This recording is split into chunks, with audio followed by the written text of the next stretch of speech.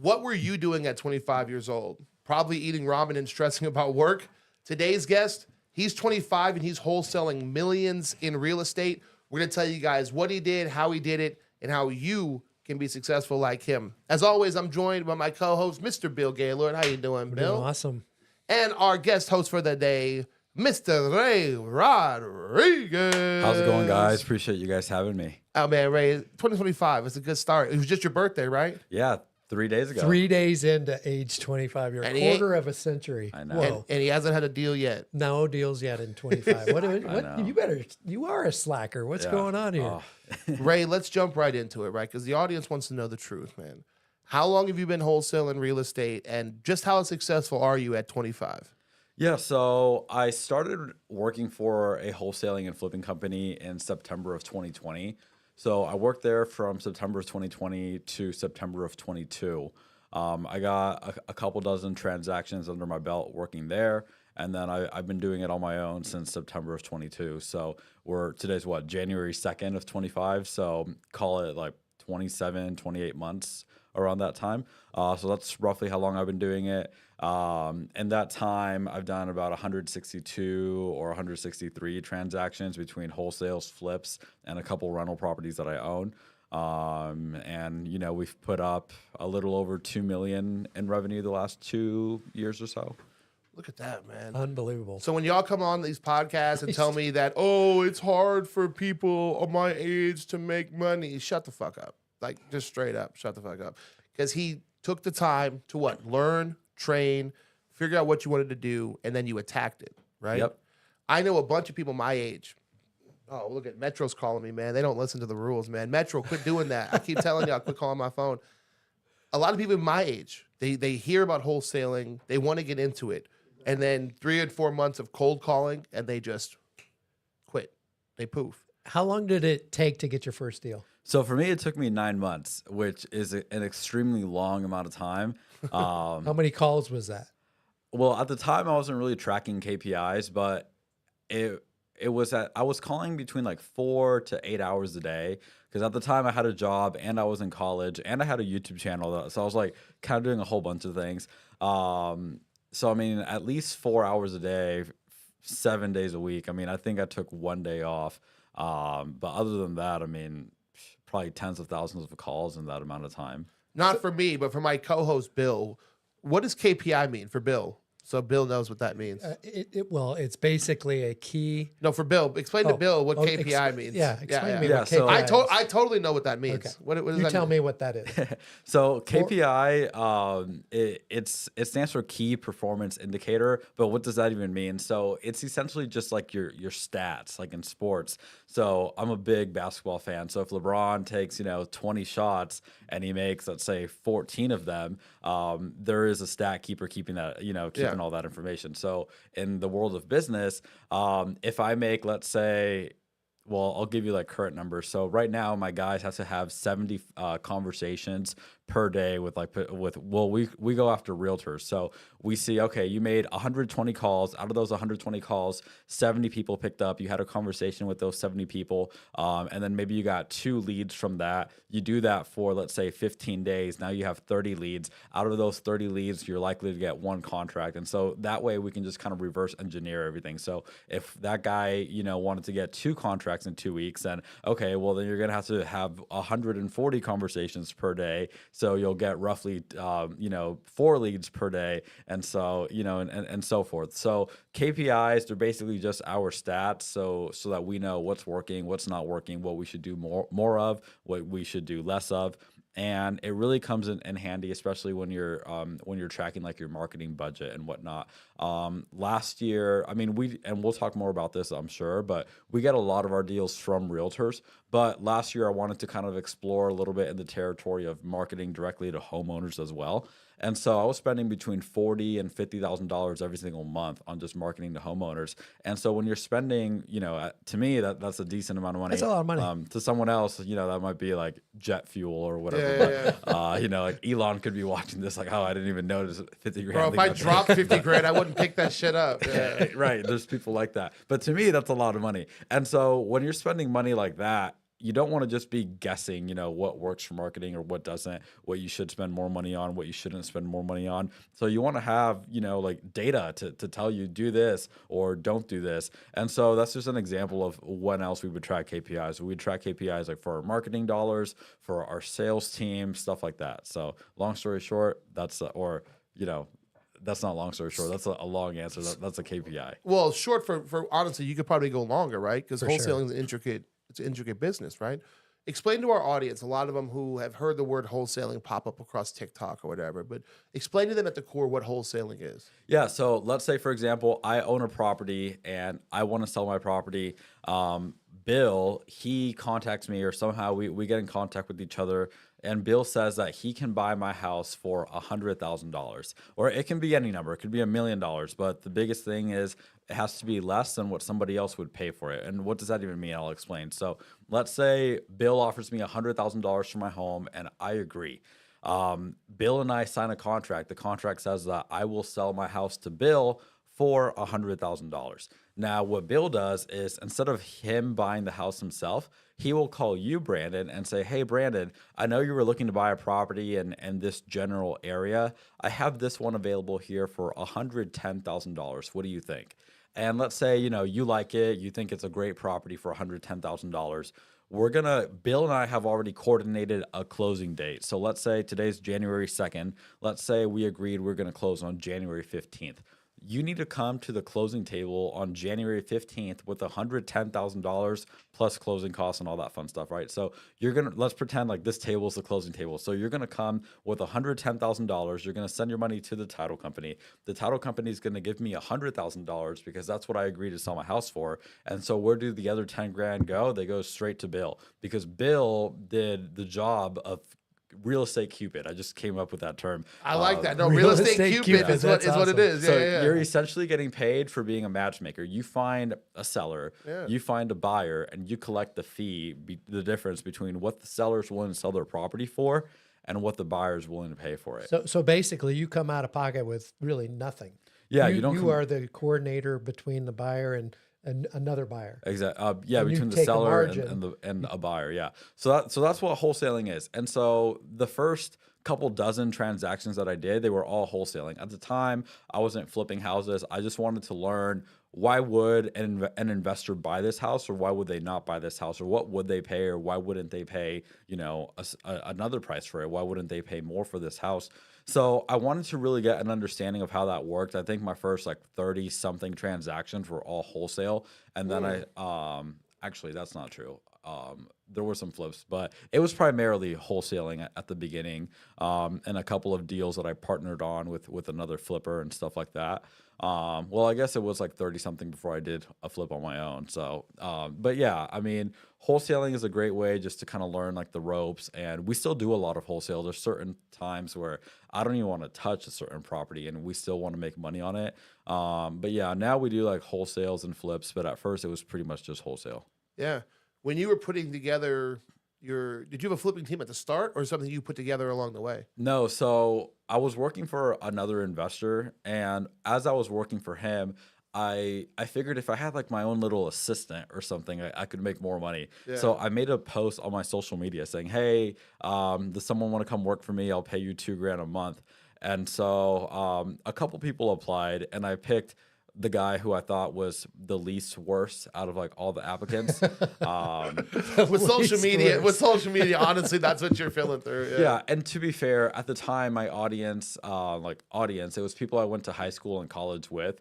I wasn't making any videos. I didn't have, much of a track record at the time or anything. So the amount of people who would be willing to come and work for that, it's not like I was having, top tier talent knocking on the door or anything like that. Sure. So I hired a guy, and he was pretty bad. To be honest, he was pretty bad. But I was also really bad at training, coaching, hiring, setting expectations, everything. Now, in hindsight, that guy is still with me today, and he's our top producer. And this year, he'll probably make $300,000. That's Jerry, by the way. Oh yeah. Okay. But at the time, I was horrible at training and teaching and all these things.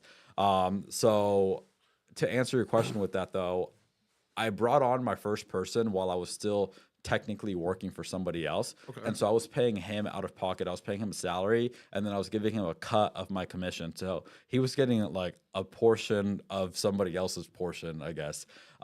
So I Yeah, hired small him percentage is better than no percentage. yeah. So I hired him in June of 22, and then he got his first deal, I want to say like mid-August or so. And then September I had told him that we were going to be leaving, and I was going to be doing my own thing. And he's been, rocking with it ever since. So and then from there, just started hiring more people. But at the very beginning, it was like just me, and then I hired someone to help me out with certain things, and then hired more people as needed. How many people are on your team right now? So I have Jerry, who's like our top closer, and then we have 2 other salespeople underneath him. We have an admin. We have my dad, who manages all the construction. We have a lady in the Philippines who does some back end work for us, and then me. So it's like a 7-person crew right now. And what's the average age? My admin's the oldest person at 25 in like 3 months. So and then we have. Well, I lied. Your The dad. girl in the yeah. Your dad's the oldest. So my dad's 55. The lady we have in the Philippines is like 36, I believe. But like in-house, so the people who are sales. like in our office, because my dad, he's running from like house to house. Like I don't really see him day to day.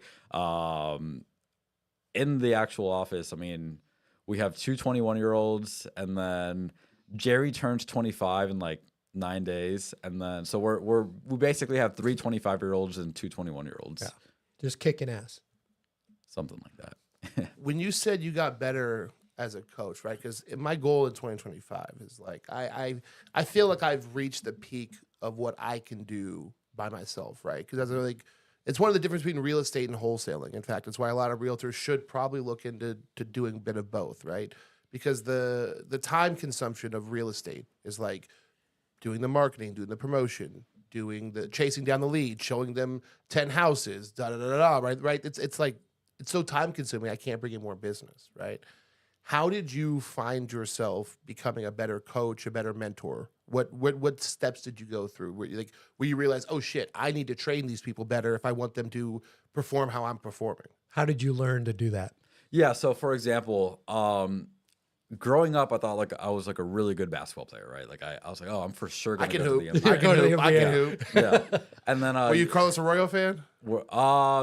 yeah, I mean, That's a deep as a cut. That's a Puerto deep cut. Rican, Y'all don't like, understand. That's a yeah. deep cut, man. Yeah, so I'm Puerto Rican, and so we can always chat about like anything like Puerto Rico related. Yeah, I for sure like I admire the guy, but I grew up like admiring like Kobe Bryant when it comes to like basketball players. Okay. But absolutely, I'll always like have respect for any like Puerto Ricans who Come made on, anything. come for on. this. Yeah. So This man's got deep hoop knowledge, man. He's got deep hoop knowledge. yeah. So anyway, how did I get better as like a coach or a mentor, right? Well, same way with basketball. I thought I was like a really good basketball player, and I was like, oh, I'm for sure gonna be on the Lakers one day. Like, there's there's like no way that I'm not. Mind you, how tall are you? Yeah, I'm like 5'8". with 5'8". shoes on, and, like, He's on the Lakers. But I can hoop though. yeah. And so then you start playing like travel ball in high school, and then you realize there's guys who are like 6'8" in like 9th grade, and they're like dunking, windmilling, and they can shoot it just as well as you can. Yeah. And they're faster. Like okay. So then same thing happened to me in real estate. I was like, well, I'm like helping this guy. I mean, I'm telling him the things that I know, so it should be like working. It's kind of like that meme that's like you're poking the bear. Like, come on, do something. Do like, something. Come on. Yeah. So that's kind of how I felt. And then I joined a coaching program. I paid like I don't know, like 15 grand or whatever it was. And I got really close to the owner of that coaching program. And he has sales trainers that work for him full time that are training his team and all these things. And those guys have been working for him for years now. And I said, hey, like, if it's okay with you, can I pay 1 or 2 of your guys like per hour to come and teach my guy a thing or two for like 2 weeks? I just want to see like how things go. Anyway, I had already been training my guy for like a year at that point, maybe like 10 months or so. And he, he had gotten better, but I was still like rolling my eyes at like all his sales calls and whatnot. So that was 10 months, of him with me. 2 weeks with my coach's like sales trainer, he had made way more improvement in 2 weeks with him than 10 weeks with me. And that was kind of when I realized like I'm not going to the NBA. That was like my That was your business moment. of Yeah. like basketball. So it's kind of like when, in high school basketball, I realized like there's guys that are a lot better than I was. Yeah. I realized there's like sales trainers that are way better than I was. And so what was supposed to be 2 weeks, I've now been paying him for like 15 months. And so he meets with my team 4 times a week now, and my team has gotten so much better as a result. So truthfully, I probably haven't gotten any better as a sales trainer because I immediately fired myself as soon as I saw what that guy could do. There is a great book that you should get. I read it. It's called Who Not How. Who Not How. And it is a great book, and it allows you to understand that you can't do everything really well, and there's other people that can do a lot better for you. Yeah, that's true. It's a hard lesson to learn, right? But you've seen the financial benefits of stepping away as doing everything, right? Like you're convinced, especially when you first start as an entrepreneur, that like I have to do everything. That's the only way it's going to be right. And then you realize the further you step away, the more your profits seem to rise, right? And people can do it better than you. So where are you now that you've stepped away, right? Now that you've got sales trainers training your team, you've got top sales guys making calls. Where do you find yourself? Are you just like doing oversight? Are you still hands-on? Kind of. So recently, Jerry came up to me and said, "Hey, I would like to have like a higher role in the company if you think that makes sense for me." And so what we think made a lot of sense for him was for him to be managing some of these like other sales guys underneath him. And so the crazy thing is I told Jerry, I said, look, you can do that, but my fear was I don't want to have, for example, let's say, let's use the Lakers again as an example. Okay. Let's say you have LeBron on the court. And you can argue right now he's in a decline, whatever. But overall, he's considered to be like one of the greatest, if not the greatest ever. I'm sure like most people would agree. Oh no, with he's that. the GOAT. I'm tired of that argument, man. He's the Cool. GOAT. No. Okay, perfect. So we all agree he's a great basketball player. Now imagine if LeBron says, "Hey, I don't really want to play anymore. I just want to coach." It's like, well, we're not saying that you don't have the knowledge to be a coach, but I think you're going to be a lot more beneficial to the team if you're a player. Yeah. And so that was kind of what my concern was with when Jerry wanted to kind of be mentor, or not like mentor. Oh, yeah, I guess you could use that word. I was like, well, I think you could be really good at that, but for this team to be successful, I think it's best if you stay in the role that you're in right now. And so I made him a deal. I said, look, I am willing to work with you as long as I'm still getting what I want and what I'm paying you for. If you're still hitting your numbers every single month, I'm happy with you taking on this role. But if there ever comes a time where you're taking on this role and as a result you're no longer producing yourself, or you haven't had one of your guys, just compensate for like what you're not doing, then we're gonna have a different conversation, and I'm putting you strictly back to just being a sales guy, and that's it. Because LeBron makes more than the coach, right? I'm not paying you to be a coach. I'm paying you to be LeBron. Well, Right. and if LeBron's production went from 24 points a game to 10, Right. you're like, no, this is not good. Yeah. Exactly. You need the production from that salesperson. So Jerry's been in that role now a little less than 2 months, and he's been crushing it. So his sales numbers, they haven't dropped at all, and the other guys that are underneath him now, their numbers have picked up. So that's kind of how that is now. So to answer your question, am I like overseeing things? I'm mainly just overseeing like one guy right now, and having him oversee a couple other people. Well, I oversee one guy on like the sales side of things, but then I also have to oversee my dad on like the construction side. And then I kind of oversee like my admin and our VAs a little bit. But for the most part, that doesn't take up too much of my day, because what Jerry does, that's more time consuming. Jerry's the guy overseeing like the other guys. So I might be overseeing people for like 2 hours a day, and that's mainly just meeting with my dad for an hour, fill me in on the construction of, all these houses, fill me in on what happened today. Was there any like BS with any of the contractors? Everything going well. Okay, cool. And then I'll have a similar conversation with Jerry. Okay, let me see. Okay, the sales team got this many leads today. What happened with these leads? Okay, this one got put under contract. This one is a hot lead. This one is like a warm follow up. This one, okay, cool. So I'll chat with him, kind of see what's going on there. And then when I'm not doing those two things, I'm either raising capital for our deals. Like I called Bill the other day and I was like, hey, can I have some money? So I'm like looking for people that that'll let me borrow money for some of these houses. Or if I'm not going to flip them, if we're going to wholesale them, then I'm looking for people that want to buy them off of us. So I'll do that. And then I'll also spend a good amount of my time just seeing what can we do to be better. Because don't get me wrong, I'm grateful for where we're at, but I don't want to be like stuck here or anything. So I always want to see how can we improve. So those would be like the three main things that I do. Just see how we can improve, raise capital for our flips, and then just wholesale, find buyers for the ones that I don't want to buy. Yeah, so you're the Rainmaker. You're making sure that You're the business is not face. just coming in, but it's growing. Yeah. Yeah, that's such an important role. Every organization I've been a part of, there's always my girl Hallie. When I was Yep, with Hallie, yep. yeah, she was a Rainmaker. We don't know what she did, but she would show up some month and she'd be like, "We've got 7 new clients." And I'd be like, "Holy shit!" Like, or we'd walk into a party and I feel like I'm a social person, bro. We'd walk into a party with her and she would walk out with like 9 new leads, and I'm like, "How the fuck did you do that?" Right? Just Rainmaking. I feel like break it down a little bit simpler for what he does. I mean, Like step one. What's the first step? Sure, we can get into yeah. whatever. Well, one thing I want to get to though is that I think that Gen Z is actually not just well suited, but almost like built in a lab for wholesaling, right? Because it involves being a little bit tech savvy. You have to have that hustle mindset, and you have to be willing to like relentlessly network, right? Which you do at the Vegas pitch all the time, right? Can you speak a little bit about that? Do you feel like you have a little bit of advantage because you guys come in being way more technologically advanced than someone like me, right? Well, KPI at 24, I know you're 25 now, but that's like huge. And Yeah. having a team developed underneath you, but you just kind of did it. You just kind of learned. You are self-taught, correct? I feel like I wouldn't consider myself self-taught because I feel like it'd be a little disrespectful to the people who like showed me a thing or two.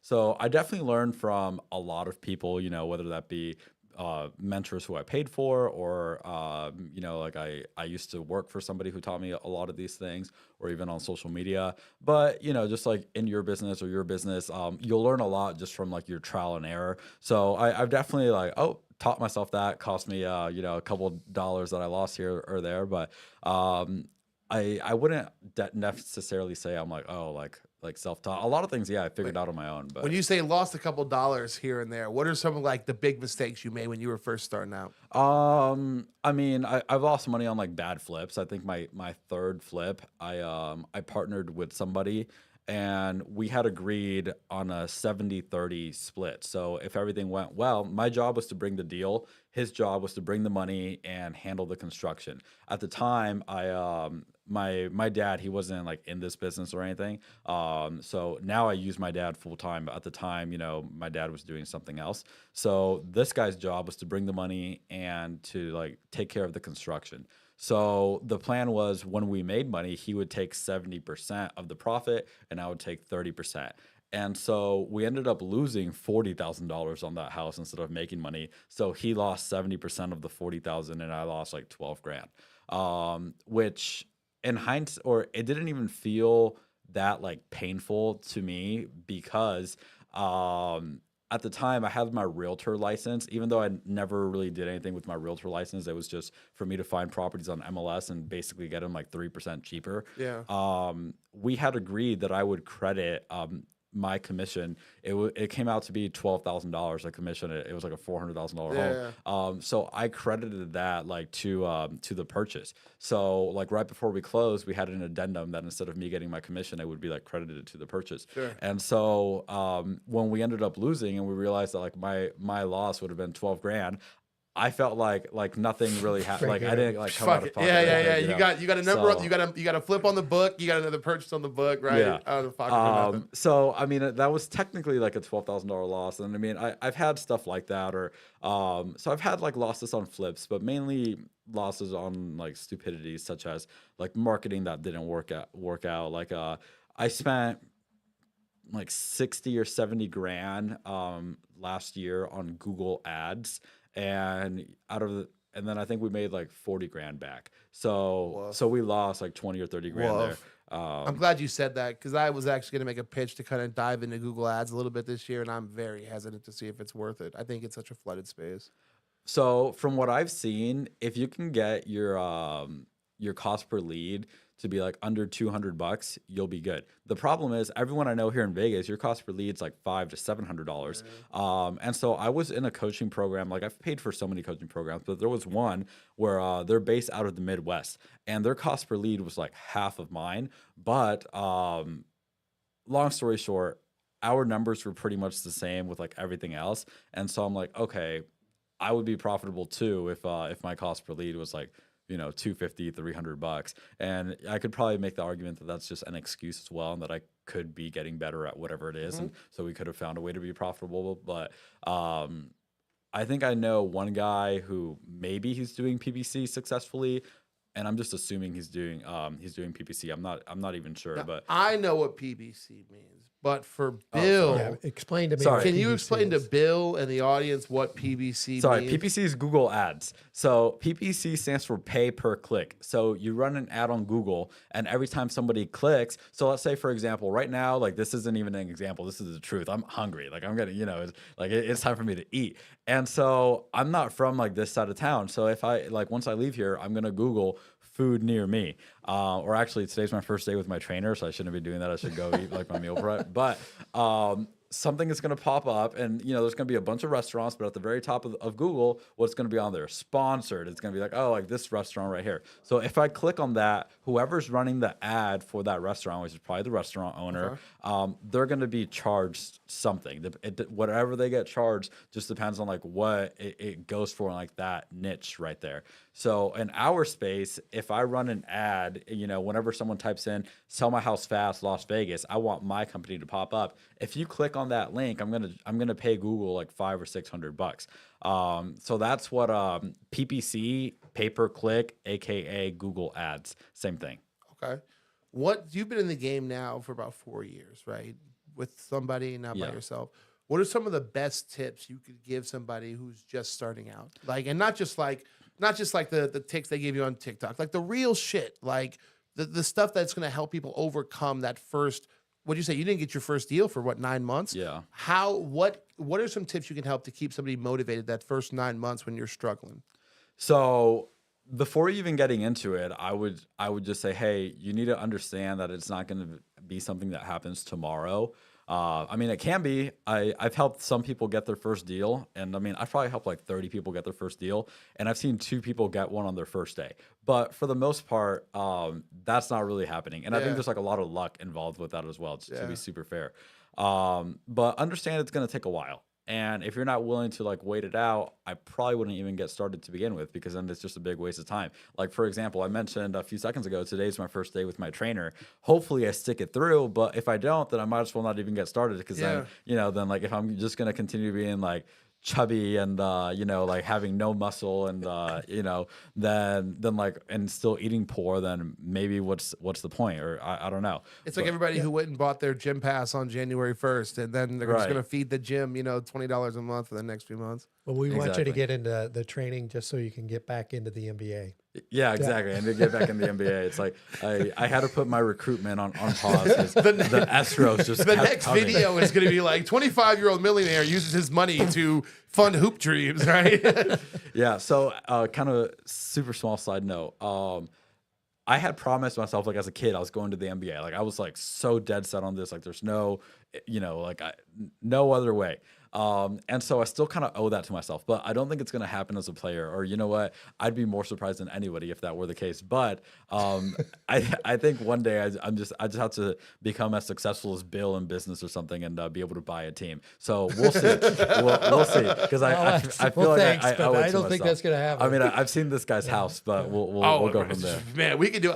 I said we should do a whole video just from this man's house, man. But that's a different surf for a different It'd take us day, like man. 3 hours. Please. The first time I went to Bill's house, I got lost, man. I said, "What is It's like this?" I needed a GPS to find the need a restroom. GPS. Yeah, right? but look at me. I'm almost retirement. I am retirement age. I'm 64, right? So I've had like 40 more years than you. Yeah, I mean, by the I'm time just I saying want to see I'm you, impressed. I don't know if I'll be able to, but if I see you at 64, holy shit, where were you going to be at 64 with what you're doing now? This is unbelievable stuff that you do. It's that diligence. It's that, dedication, the desire, the drive, the discipline to make this happen. And that's what it takes in any business, and particularly in the real estate business. No, I appreciate it, and I'm just saying, hey, I admire what both of you have built.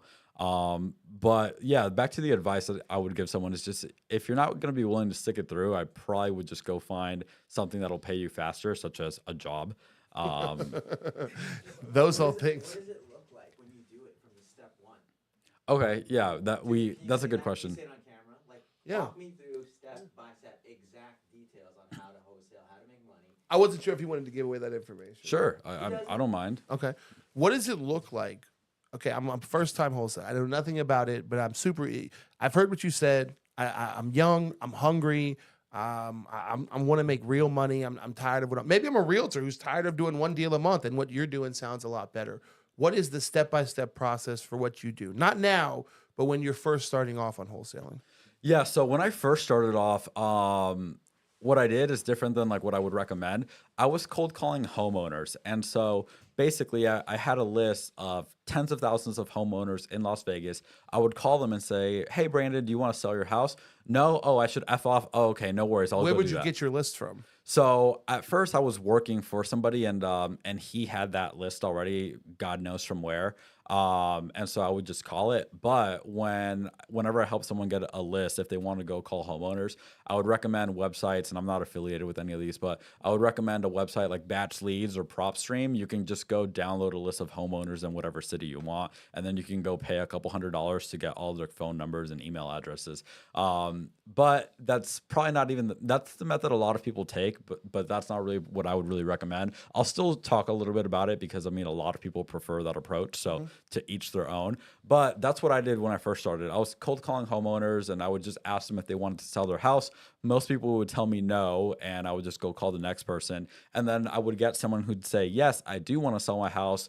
But there's a big difference between someone who wants to sell their house for retail. Yeah. Retail means like what the house is worth versus someone who wants to sell their house for wholesale. Wholesale means like a 30% discount. So let's say I'd get someone who owns a $400,000 house. They're like, yeah, I'd be willing to sell for $1 million, or or that's not even retail. That's a tire kicker. Yeah. But let's say yes. Go ahead. How many hours is this? Like how long is this process? So yeah, the question was like, how many hours was this? I mean, probably 7 days a week. I mean, I was doing doing it like 7 days a week. I think I missed like 1 day in 9 months. So I mean, probably a couple thousand hours. And I've never seen it take anyone longer than it took me. So if you're watching this and you're like, oh man, like I don't have the ability to spend 9 months, it's probably not going to take you 9 months. But I don't know, it might. You might be worse than me. Probably not though. But anyway, I spent thousands of hours like making phone calls, and then. For one deal that made me $3,000. So not a lot of money. Probably like $1 an hour, or maybe not that low, but still not a lot of money. And so that's what I did to get my first deal. And that's what a lot of people do, and that's what a lot of like the people who sell coaching programs online teach you. I'm not a big fan of that because I think a lot of like you're spending most of your time talking to people who aren't even interested. Like, let's say, for example, this is going to be like a really like crazy example, but let's say there's a dude here, right? Or I mean, like we are dudes, but I mean, I know you're married. Are you in a relationship at all, or are you single? He's Okay, perfect. married So now. cool. So we're all in relationships. Like you guys are married. I'm engaged. So I'm not going to use us as an example, so we're not in trouble. But let's say there's a different dude. Oh here, no, right? no. We wild out here, bro. I tell some stories. Yeah. He gets in trouble all the time. Yeah. There we go. So Pretend like I am a single dude. Pretend Okay. like my wife doesn't give a fuck at all. Perfect. Okay, perfect. So Brandon, let's say like you just wanted to go on a date, and I'm assuming, right? I think it's safe to assume you're straight male, like all these things, right? So That's pretty perfect. safe, yeah. All right, fair enough. So would you spend your time, if your goal was to go on a date, would you spend your time like talking to 100 dudes? Like, do you think that would be like a good use of your time if you're trying to go on a date? No. Okay, and silly question, but why not? Well, because I don't want to date dudes. Perfect, right? Silly question and simple answer. But the same thing applies. So if I'm looking to get my first wholesale deal, it doesn't make sense for me to spend 99% of my time talking to people who don't even want to sell their house. Yeah. And so that is the method that a lot of people will teach. They'll say, hey, go talk to all these homeowners, go cold call homeowners, and you'll eventually find someone who not only wants to sell, but is willing to sell at a discount because they have like an urgent reason to sell for a discount, whether they're about to get foreclosed on in 2 weeks, whether, it could be whatever, a divorce, needle a in a death. haystack. Yeah. And so yes, like those coaches, those gurus, like they're technically correct. If you do, talk to like a million homeowners, you will eventually find that one. But it's not the most efficient or the best way to do things. Just like if your goal is to go on a date, you're probably not going to talk to people who aren't your ideal avatar. Like for me, my goal is to go close on a property. Why am I going to go talk to all these people that just because they own a home, that doesn't mean they want to sell it, nor do they want, much less do they want to sell it at a discount. So I switched from just cold calling homeowners to just calling realtors that had properties listed on the market. Because even though they may not have wanted to sell at a discount, they wanted to sell for list price, market value, whatever. They were at least one step ahead of everybody else who I was calling. At least I know these people want to sell. Yeah. Everyone else was like, oh, I don't even want to sell. Like, F you, stop calling me and take your ugly hat off. Right? Yeah. I mean, they couldn't. Well, especially as you, someone who's paying salespeople to make calls, right? And are they getting paid by the hour? Are they getting paid by the call? Right? Because why would you spend 8-10 hours a day calling leads where you're not going to generate something from? We're calling realtors. That's a higher what? KPI? KPI, right? you got it. Yep. Right? Are we learning Key here, boys and girls? performance Key indicator. performance indicators, right? Yeah. So I switched from, and this is what I would recommend, but I mean, a lot of people are going to still do like the cold calling homeowners route, which to each their own. But As a homeowner, please don't do that. Yeah, just don't call me or my homes. Yeah, but- don't do that. yeah. So I just recommended just going after properties that were already on market because I mean they at least want to sell. They may not want to sell at a discount, but they're at least like one step ahead of everybody else who said, "Oh, don't even call me. I don't ever want to sell this home," or whatever the case may be.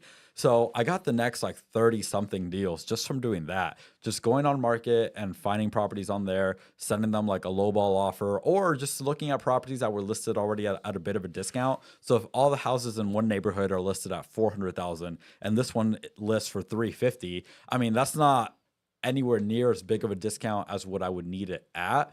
But it at least starts a conversation of like, oh, how come you guys are listed 50 grand below everybody else? And then you would find out what the motivation is, like what their timeline is, all those things from there. And it's not going to be a deal like on day one, but if they're still on market 3 weeks from now and they're selling because here's a real situation. I mean, it was like an elderly couple. They lived in a 2-story house, and the reason they wanted to sell was because the wife had fell down the stairs twice now. She already had 2 hip replacements, and their bedroom was on the second floor. And they're like, hey, look, we cannot go through another surgery. We're in our 70s. We don't want to be morbid, but we don't want my wife to have another surgery. It doesn't go well. So we just we have pretty much 100% equity in this home. I think they owed like 20 grand or something on like a $400,000 house. Sure. And they could take the hit. If they wanted to get out fast. Exactly. Yeah. So I think I bought their house for like 270. They ended up buying a condo, at a different part of town, and they seemed to be happy. And so we renovated their house. There was nothing wrong with it. It was just super outdated. So we, put new floors, countertops, all that stuff in there, a nice new kitchen, bathrooms, all that. And then we sold it for 400. So that's an example of like a property that I would go after that's listed on market. All the comps are at 400. You list at 350. Let's find out why, that seller is even selling. Call the realtor, see what their timeline is, why they want to sell, how much they want, what would be ideal for them. Make it super easy for the seller, super easy for the realtor, and that's it. And then the beautiful thing about going directly to realtors instead of homeowners, that homeowner and his wife, they're never going to sell me another property. That's the only house that they owned at the time. Now they probably only own that one condo. They'll probably live there the rest of their lives. You never know, but that realtor, however, she probably has another 20, 25 years left of business. The likelihood that in the next 20 to 25 years she'll have another client like that, I would say it's over 100%. Like there's no way she won't have another client like that. So I would much rather build my business with the clients being the realtor as opposed to the homeowner who's only going to sell me one house and then I'll never talk to you ever again. So I've done, there's this house, I just got keys to it yesterday. I bought it last week, but we gave them a little lease back. That is now my 4th deal with that realtor. I've never had a seller do more than one deal with me. They sell me their house and they're done. That's a wrap. So I would and it's free to go after realtors. Whereas if you want to go directly to homeowner, which is what a lot of people will teach, go to batch leads and go pay them $100 a month for a membership. Go pay them a couple $100 a month, or not a month, but just a couple $100 to find everybody's phone number. And then go pay for a dialer, upload all that information, call them. And, you can do that. And a lot of people teach that. Fine. I would much rather just go after real estate agents and get my deals that way. This guy's the reason I get 12 texts a day, man. His team is working overtime because I have 2 phones and both of them are blowing up. Yeah. And I respond. I still text it back like, "Hey, man, if something comes my way, I got you." And you'll start a conversation. You'll start an offer, and then it may be another 30 days before they realize they really want to sell. Yeah. Right. And the property's listed for a reason. They want to sell the home. It's just there may not be enough buyers out there. And that happens all the time. We just got one. They were listed at 335. The realtor called me. She said, "Hey, Ray, I think I have a deal for you." I was like, "Okay, what's the address?" I look it up, and I see they're listed already, and I see it's listed like in the 330s. And I'm like, "Hey, like this isn't a deal for me." And she says, "Oh, well, I think it could be a deal for you." I'm like rolling my eyes a little bit. And she says, "Well, what number do you think you would need it at?" And I said, "Honestly, like 220. So they're listed at like 330 or 335. And I say I need it at 220. And she says, "Put it in writing." And I say, "Hey, I'll be super honest with you. Do you think there's a good chance it gets accepted? Because I really don't want to, it was like 10 p.m. like on a Friday. And I'm like, "Hey, look, I'm about to go do something. I'll write this up, but do you think it's going to be a waste of time or what?" She's like, I think it would be worth your while. And so I sent it over, and then I woke up the next morning, and she had emailed me at like 7 a.m. She's like, "See accepted offer below." And so how often does that happen? Not very often, but it's an example of like, hey, Bill brought up a great point. They're already listed. We don't know, things can change. Maybe they were listed for maybe like a week or two. So from the time that they listed to the day that the realtor called me, something must have changed, and I typically ask like, what's the motivation, all these things. But to be completely honest, like I was just trying to like get out the door. Yeah. I didn't really think that was going to be anything, but I was like, so. And getting a 33% markdown on an MLS listed property is crazy. Yeah. And then all I did was just wholesale it. Like I literally just wholesaled it off to somebody else. Like, whatever. I was like, quick, like 15K or whatever it was. But earlier, I want to go back to something. Earlier, you asked me like, what would be a piece of advice that I would give someone if they're just getting started or whatnot. And this is, I gave an answer, but now that I think about it, this is something that I would say instead, or not even instead, but just on top of. So something that I always tell myself is, X may be my goal, but who cares about what your goal is? What is it that you'd be willing to give up for that goal? So, for example, I think that day, my girlfriend at the time, fiance now, we were going to go meet up with some of our friends and like go hang out, Friday night, whatever. So what am I like willing to give up? Well, I'm willing to give up, even though like I still got to go out that day. Like instead of us like leaving like right when we were like excited to go, I'm like, all right, give me 30 minutes to like hop on this call, comp this property, type up this offer, send you proof of funds, like just take care of that really quick. So I would say, hey, like if you have a goal or there's something that you want to do, I mean, anyone can say anything. Like I can say I still want to make it to the NBA, right? But like, what are you willing to give up for it? What is it that you're willing to do? I would say that that's like probably an even bigger piece of advice than just like, I mean, yeah, you still got to be willing to like stick it out, and it's going to take a while. But and again, I'm starting with my trainer today. I don't necessarily have a goal of like having a six pack. That'd be nice, but I do at least want to like slim down and put some muscle on. Yeah. I can say that all day, but if just because I paid the guy already, if I never show up to the gym, or if I don't stop eating like, you know, Houston's hot chicken every day, that's just crack, by the way.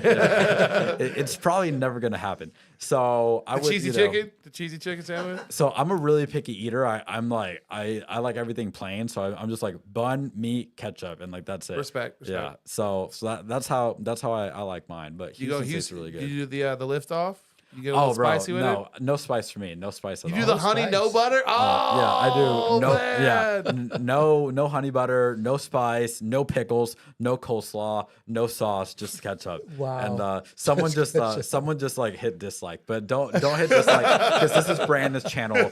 You know, if it were my channel, I could understand that, but no, I wouldn't. In fact, I actually, the introduction to wholesale obviously is going to take up a large portion of this, but one of the big things Bill and I like to talk about here is that real estate, wholesaling, whatever you do, it's more mentality. Like our biggest tips are never like take out an FHA loan. No, it's like the mentality of what are you willing to sacrifice to get the thing.